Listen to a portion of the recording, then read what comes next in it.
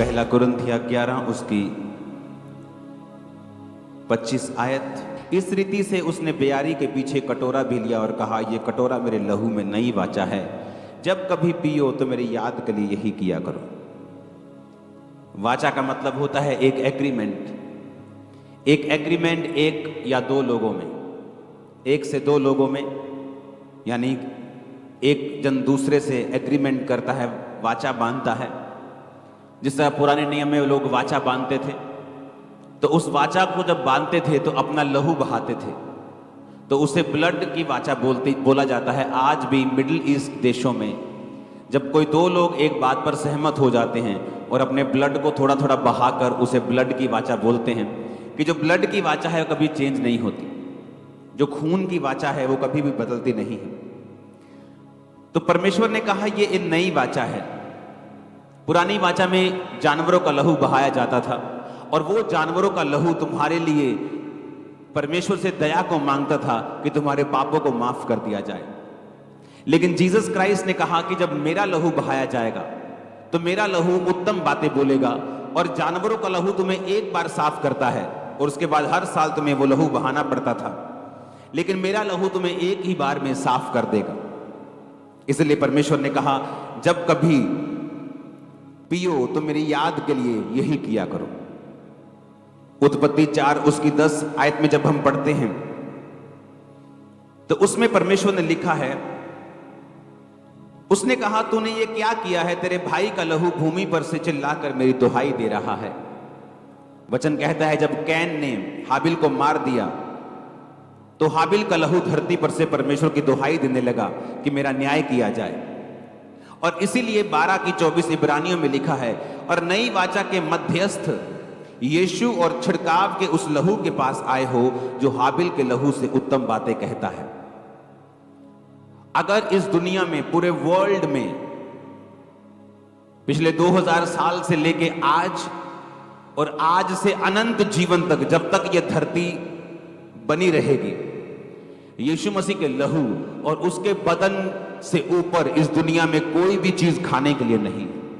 Bible कहती है जब हाबिल का लहू परमेश्वर से न्याय मांग रहा था, क्योंकि लहू में प्राण है।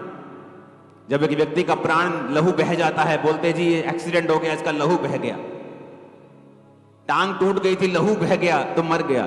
टांग तो कईयों की नहीं है लेकिन वो मरते थोड़ी है। कईयों की बाजू टूट जाती है, वो मरते थोड़ी है। कईयों की बाजू नहीं है, जन्म से नहीं, मरते थोड़ी है। बिना टांग और बाजू के लोग मरते नहीं, लेकिन एक्सीडेंट में जब एक्सेस ब्लीडिंग हो जाती है, ज्यादा ब्लीडिंग हो जाती है, तो वचन कहता है कि तुम्हारे प्राण जो है तुम्हारे लहू में है। जब लहू चला गया, प्राण चला गया, तो डॉक्टर बोलते हैं आप जल्दी आते, आपका बंदा मर गया, क्योंकि लहू में प्राण है। इसलिए परमेश्वर ने पुराने नियम में कहा था कि जब तुम किसी जानवर को मारना तो उसके लहू को मत खाना, क्योंकि लहू में प्राण है।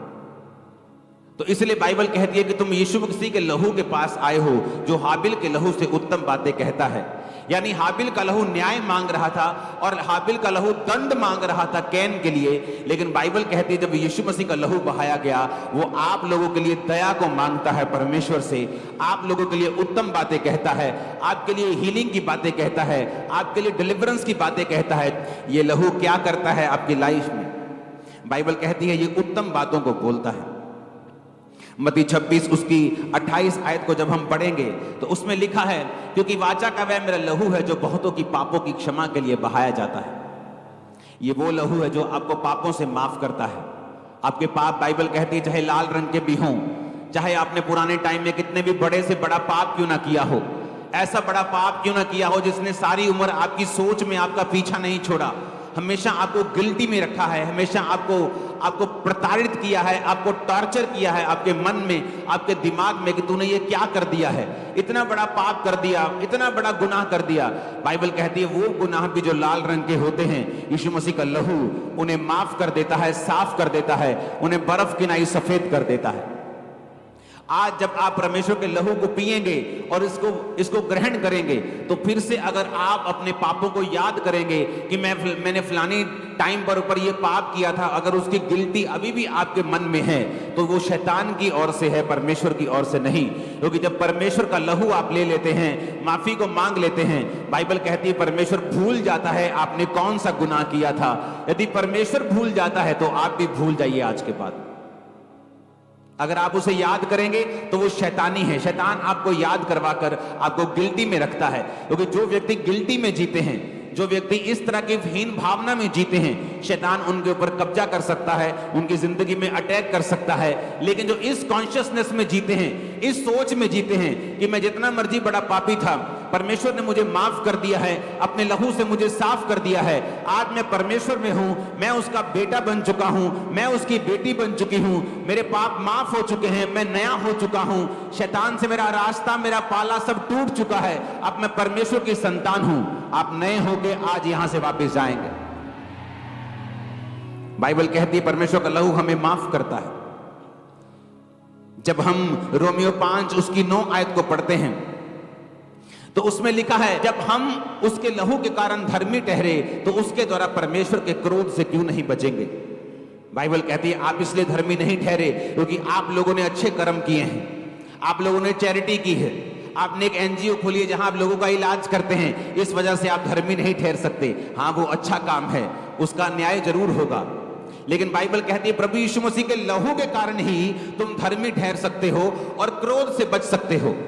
और यीशु मसीह कहता है कि परमेश्वर के क्रोध से बचने का एक ही तरीका है कि अपने आप को लहू के नीचे सरेंडर कर देना।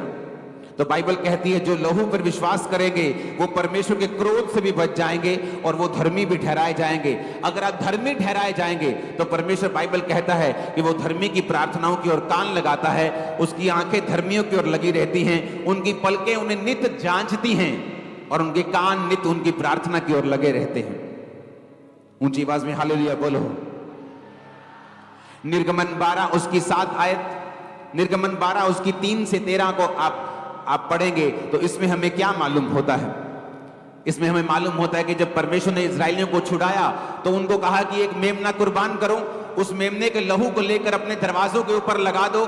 जब मौत का दूत आएगा और फिरौन और राजा के सारे पहलोठों को और बड़े बच्चों को मारना शुरू करेगा, जिस घर के बाहर ये लहू लगा होगा उस घर में कभी भी मौत प्रवेश नहीं करेगी। और वचन कहता है कि जिस घर के बाहर लहू लगा था उस घर के बाहर से मौत चली गई और उस घर के अंदर उसने प्रवेश नहीं किया। वचन ये कहता है, जब हम पढ़ते हैं कि परमेश्वर का लहू हमें सुरक्षित रखता है, वो सुरक्षित रखता है शैतान के अटैक से, वो सुरक्षित रखता है शैतान की सारी चालों से, मौत से। इसलिए बाइबल कहती है जब शैतान परमेश्वर के सामने आया और प्रभु ने कहा कहां से आया है, तो उसने कहा मैं धरती पर डोलते और डालते आया हूं। परमेश्वर ने कहा तूने अय्यूब को देखा है, धरती पर उसके समान खरा मनुष्य जो बुराई से डरता है, मेरा भय मानता है, धरती पर कोई नहीं है। शैतान ने कहा तूने उसके आसपास बाड़ा बांधा हुआ है, इसलिए मैं उसको छू नहीं सकता, अपना बाड़ा उस पर से हटा दे तो फिर मैं उसे बताता हूं, फिर मैं उसे छूता हूं, फिर देखता हूं कि वो तेरी महिमा करता है कि नहीं करता।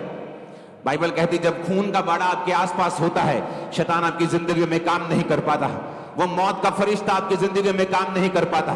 आज उस खून के बाड़े को लगाता हूं मैं आपकी लाइफ के ऊपर, उस खून के बाड़े को लगाता हूं आपके परिवारों के ऊपर। इस साल मौत का मुंह आप नहीं देखेंगे, अगले साल नहीं देखेंगे, in the name of Jesus आने वाले सालों में नहीं देखेंगे। मैंने कहा आमीन। मेरे को ऊंचे वाला चाहिए चर्च। आपके बिजनेस को मैं यीशु के लहू में छिपाता हूं, आपके बच्चों को यीशु मसीह के लहू में छिपाता हूं, यीशु मसीह के ब्लड के बाड़े को लगाता हूं आपकी लाइफ के ऊपर, आपके फाइनेंस के ऊपर यीशु मसीह के ब्लड को लगाता हूं। आज से यीशु मसीह का लहू आपके लिए दया को मांगेगा, वो आपके लिए बेहतर बातें करेगा, आप प्रभु से बड़े कामों को देखेंगे इन जीसस ने। आमीन। ऊंचा ये आशीष आपकी है चर्च। इसलिए वचन कहता है कि जिन घरों के बाहर यीशु का लहू लगा हुआ, जिन जीवनों में यीशु मसीह का लहू लगा हुआ, वो कभी भी मरे नहीं, उन्होंने यहां भी जीवन पाया है और अनंत जीवन भी पाया है। बाइबल कहती है यशायाह 53 उसकी 5 आयत में जब हम पढ़ते हैं तो वहां पे लिखा है वो हमारे अपराधों के कारण घायल किया गया, हमारे अधर्म के कारण कुचला गया, हमारी ही शांति के लिए उस पर ताड़ना पड़ी और उसके कोड़े खाने से हम लोग चंगे हो जाएं। कोड़ों से जो ब्लड निकला उससे हम हील होते हैं। इब्रानी 10 उसकी 10 आयत में उसमें लिखा है उसी इच्छा से हम मसीह की देह में एक ही बार बलिदान चढ़ाए के द्वारा पवित्र किए गए हैं। बाइबल कहती कोई पवित्रताई के बिना परमेश्वर को देख नहीं सकता।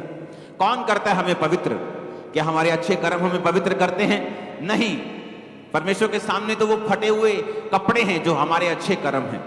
मैं लोगों का इलाज करवाता हूं जी, मैं लोगों के लिए अच्छी बातें बोलता हूं जी, मैं लोगों के काम करा देता हूं जी, मैं लोगों को पुलिस के पास ले जाके बचा देता हूं जी। ये सब अच्छे कर्म हैं, अच्छे कर्म हैं, करने चाहिए।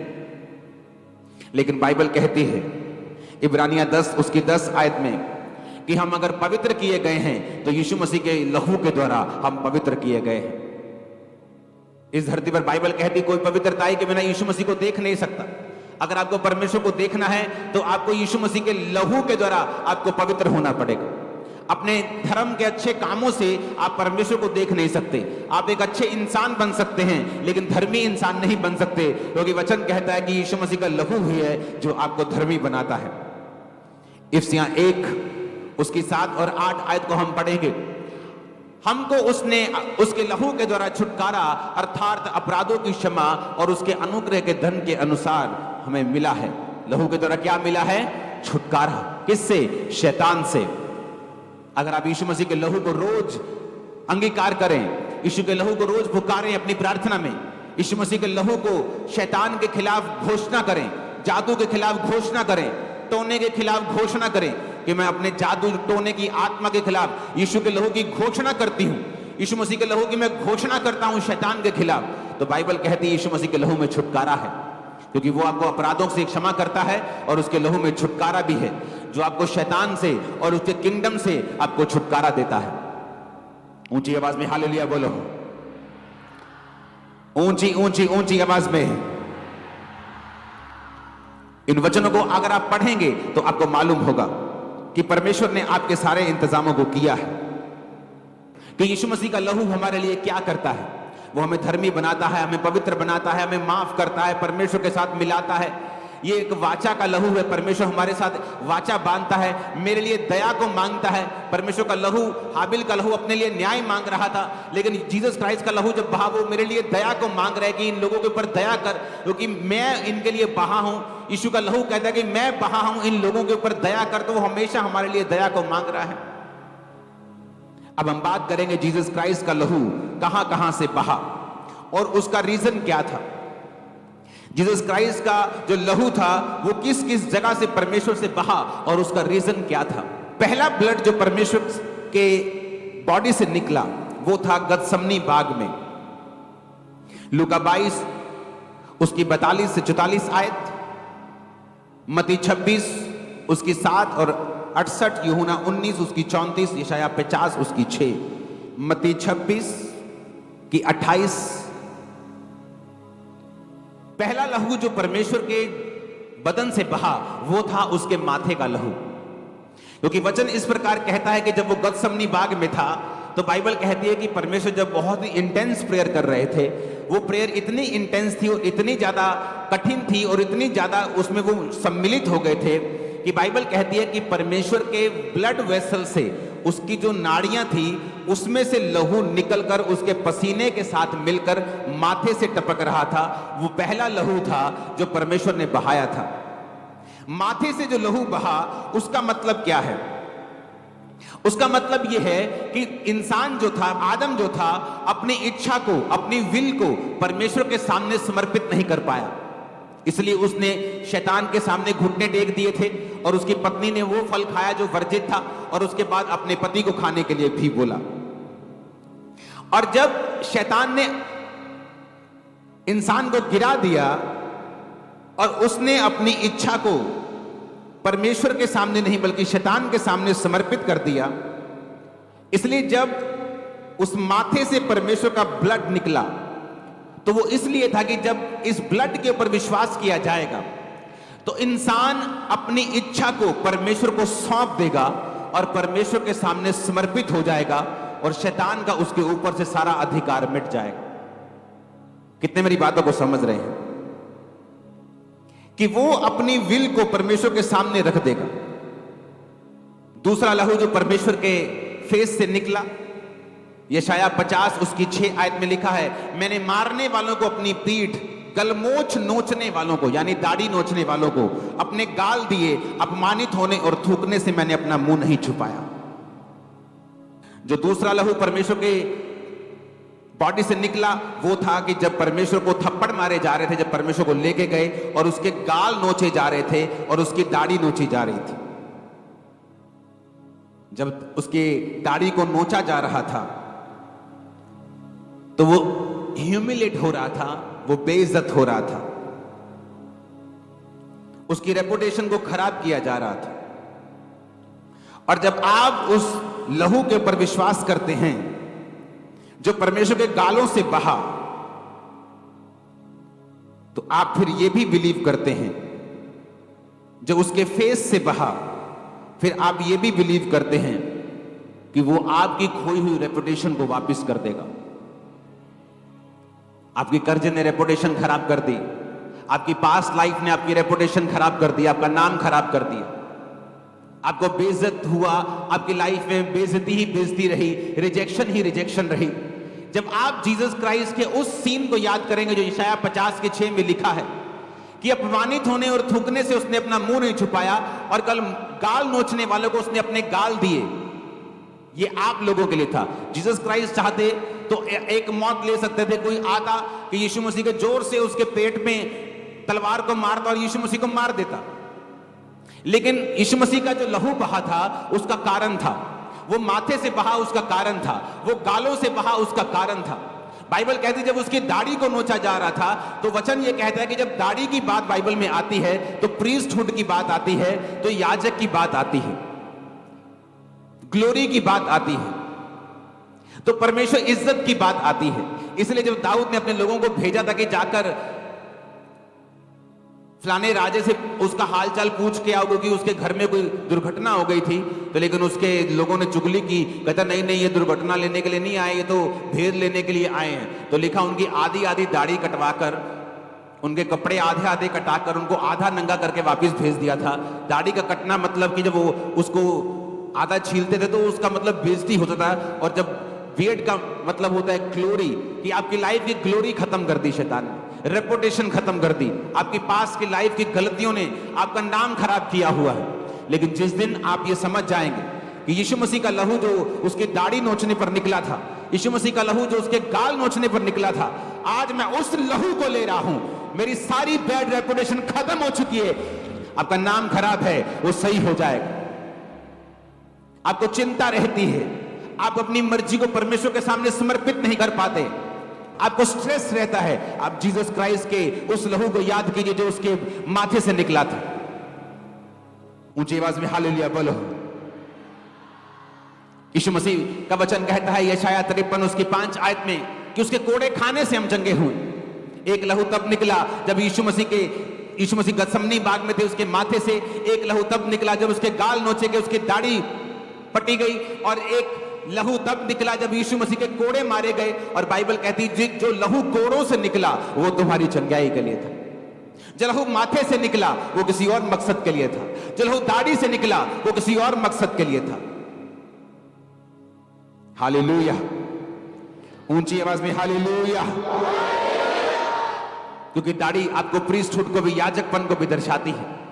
क्या करते थे याजक परमेश्वर की प्रेजेंस में रहते थे और परमेश्वर की सेवकाई करते थे। आज जिन लोगों की लाइफ में परमेश्वर की प्रेजेंस खत्म हो चुकी है और वो परमेश्वर को मिनिस्टर नहीं कर पाते, परमेश्वर की सेवकाई नहीं कर पाते, उसके सामने प्रार्थना नहीं कर पाते, अपने जीवन को बिता नहीं पाते। जब हम परमेश्वर की दाढ़ी से निकले हुए ब्लड को आज अंगीकार करके लेंगे, आप फिर से परमेश्वर की प्रेजेंस में जाने पाएंगे, आप फिर से सेवकाई करने पाएंगे, फिर से वो लूटी हुई, वो फिर से जो मरी हुई ग्लोरी शैतान ने कर दी थी, परमेश्वर उस ग्लोरी को रिस्टोर कर देगा आपकी लाइफ में। आपके बच्चों ने आपका नाम खराब हो सकता कर दिया हो, आपकी बेटी ने, आपके बेटे ने कर दिया हो, लेकिन बाइबल कहती है यीशु मसीह का लहू उस लॉस्ट रेपुटेशन को फिर से वापस करता है। जब आप परमेश्वर के ब्लड को पुकारेंगे कि खुदावन तेरा वो लहू जो तेरे गालों से निकला और दाढ़ी से निकला, जिसने मेरी रेपुटेशन के लिए निकला, आज मैं उस लहू को लेता हूं, आप देखेंगे क्या होता है। चाहे आपके बच्चे को परमेश्वर को चेंज करना पड़े, चाहे आपकी बेटी को चेंज करना पड़े, आपके पति के दिमाग को बदलना पड़े, वो करेगा और आपकी रेपुटेशन को सेम नहीं रखेगा। आमीन होने वाला चाहिए और चिल्लाने वाला चाहिए। इसलिए शायद 53 उसकी 5 में लिखा है, इसलिए उसी कोड़े खाने से हम चंगे हुए हैं।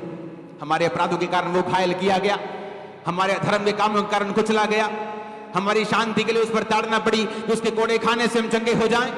उसके कोड़े खाने से भी ब्लड निकला, जो ब्लड उसके कोड़ों से निकला वो हमारी हीलिंग के लिए था। वो हीलिंग जो मुझे मिली, वो हीलिंग जो जलंधर के सबसे पहले पहले डॉक्टर्स भी नहीं कर पाए थे। जलंधर के सबसे ओल्ड डॉक्टर्स नाम है जिनका, उसे पॉसिबल नहीं। उसके कोड़े खाने से हम चंगे हो चुके हैं। फिर एक ब्लड निकला परमेश्वर के कांटों के ताज से। परमेश्वर के जब कांटों का ताज जला गया तो बाइबल कहती है उसमें से ब्लड निकला। क्यों निकला कांटों का ताज? क्योंकि वो कांटों का ताज आपके लिए और मेरे लिए था। ताज डाला जाता है राजा को, ताज डाला जाता है जब एक राजे की राजपोशी की जाती है, जब एक राजा जीतता है ताज उसको डाला जाता है। वो ताज अपने लिए तो वो ये सोच के डाल रहे थे कि हम यीशु मसीह की बेइज्जती कर रहे हैं, लेकिन यीशु मसीह ये ताज को इस तरह से ले रहा था कि मैं जीत रहा हूं शैतान के किंगडम के खिलाफ। और जो कोई व्यक्ति इस कांटों के ताज के बहे हुए लहू पर विश्वास करेगा वो शैतान के राज्य के ऊपर जीत प्राप्त करेगा। उसके घराने के ऊपर शैतान का कभी राज ना होगा, जादू टोने का कभी भी राज ना होगा, उसके मन पे, उसके दिमाग पे, उसके बच्चों पे शैतान कभी राज ना करने पाएगा। ये वो लहू था जो परमेश्वर के थ्रोन से, ये परमेश्वर के जो कांटों का ताज था उससे बहा था। परमेश्वर का लहू उससे बहा ताकि हमारा माइंड जो है वो परमेश्वर के जैसा हो जाए। हालेलुया, ऊंची आवाज से बोलो हालेलुया। फिर एक लहू बहा परमेश्वर के हाथों से। बाइबल कहती इंसान के काम गंदगी से भरे हुए थे। जब जीसस क्राइस्ट के हाथों के ऊपर वो नेल्स, वो कील मारे गए तो फिर ब्लड निकला, क्योंकि कोई भी इंसान धर्म के काम नहीं कर पा रहा था, परमेश्वर से दूर था। उस नेल से, उस कीलों से बहे हुए लहू से आज हम फिर परमेश्वर में चल सकते हैं और काम कर सकते हैं। जो लहू परमेश्वर के पांव से बहा, आज हम परमेश्वर के साथ साथ चल सकते हैं। जब हम उसके हाथों के कीलों के से बहा हुआ लहू और उसके पांवों से बहे हुए लहू पर विश्वास करते हैं, हमारी चाल सीधी हो जाती है। एक लहू निकला परमेश्वर के बर्छी से, जो बर्छी मारी गई थी, परमेश्वर के हार्ट को, परमेश्वर के जो बर्छी मारी गई परमेश्वर के दिल तक पहुंच गई थी, इसलिए लिखा उसमें से लहू और पानी निकला था। जब उस लहू को आप देखते हैं जो परमेश्वर के हार्ट से निकला था, और वो भी एक सोल्जर ने उसको मारा था, उसी से हमें परमेश्वर का जो हार्ट था कंपैशन से भरा हुआ, वो जीसस क्राइस्ट के जन्म से पहले परमेश्वर का वो कंपैशन और दया से भरा हुआ दिल कभी प्रकट नहीं हुआ था। वो मिरेकल के रूप में प्रकट हुआ था, वो दया करता था, लेकिन जीसस क्राइस्ट के जन्म के बाद जो दया वाला कहते हैं ना एक साइड परमेश्वर की नजर आई, वो पहले कभी भी नजर नहीं आई। एक धर्मी में एक शरीर का काम उसके लिए बड़ी रुकावट बन सकता है। एक पास्टर था, उसको शुगर हो गई। अब आप बोलोगे पास्टर को शुगर कैसे हो गई? क्योंकि उसका खाना पीना सही नहीं था, बैलेंस नहीं था, टाइम नहीं था, कुछ भी खा लिया। एक घर में आप जाते विश्वासी लोग चाय के बिना नहीं भेजते, लेकिन अगर 10 घर आप विजिट करेंगे और रोज 10 कप चाय पिएंगे, आपकी सेहत कहां जाएगी? लेकिन वो बात को माना नहीं, खुद बीमार था, प्रेयर करता था, लोग हील होते थे, लेकिन अपनी उस अर्ज के ऊपर, अपनी उस, मैंने धर्मियों को जो बहुत फूडी थे उनको टाइम से पहले मरते हुए देखा है। किसी को नॉनवेज खाने का बहुत शौक था, और जब वो डॉक्टर के पास गया, बहुत ब्लेस्ड मैन, मैं उसका नाम नहीं ले सकता, ब्लेस्ड मैन, इतना ब्लेस्ड कि आप सोच भी नहीं सकते। डॉक्टर ने कहा हार्ट तेरा ब्लॉक है 90%, कारण नॉनवेज खाने का शौक। जब नॉनवेज आता था भाई साहब, 2-3 कोलियां नहीं, कुकर खत्म हो जाता था।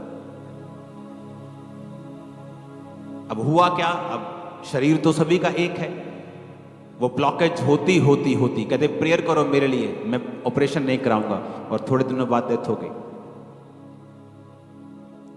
अगर आप में ऐसी आदत है, आज जब मैं यीशु मसीह के लहू की घोषणा करूंगा और आपके ऊपर बोलूंगा कि परमेश्वर का लहू आप में और उस आदत के बीच में आज से खड़ा है, वो आपको छू नहीं पाएगी, आप फ्री होकर वापस जाए।